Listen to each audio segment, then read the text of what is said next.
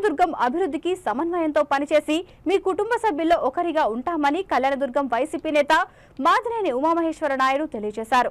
అనంతపురం జిల్లా కళ్యాణదుర్గం నియోజకవర్గం కంబదూరు మండల పరిధిలోని గ్రామాలలో ఎన్నికల ప్రచారం నిర్వహించారు.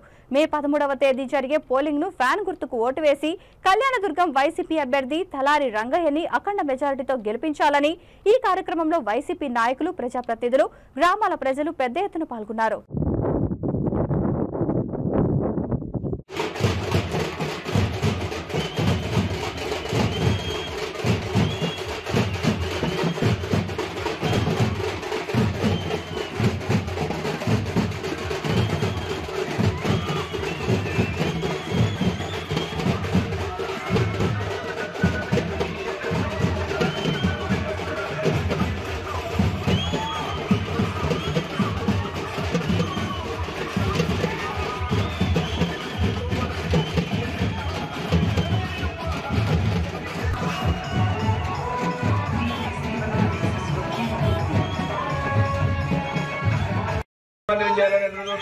మీ అందరికీ ప్రాణ సమానమైనటువంటి వైఎస్ఆర్సీపీ పార్టీ కుటుంబ సభ్యులందరికీ పేరు పేరున నమస్కారాలు, అభినందనలు తెలియజేస్తున్నా.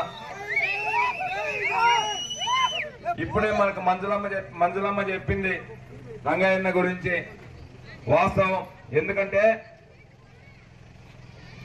రంగయ్యన్న ఒక సాధారణంగా ఒక ఉద్యోగస్తునిగా 20 సంవత్సరాలు పెద్ద స్థాయి రాష్ట్ర స్థాయిలో ఉన్నా కూడా అవినీతి లేకోకుండా పనిచేశాడు.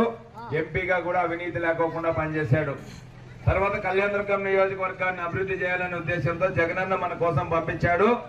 ఖచ్చితంగా మనం అందరూ పెద్ద ఎత్తున ఆశీర్వదించాల్సిన అవసరం ఉందని సందర్భంగా మరొకసారి తెలియజేస్తున్నా.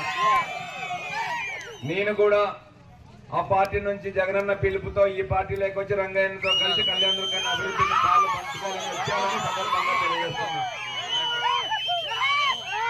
58 నెలల పాటు జగనన్న చేసినటువంటి మేలును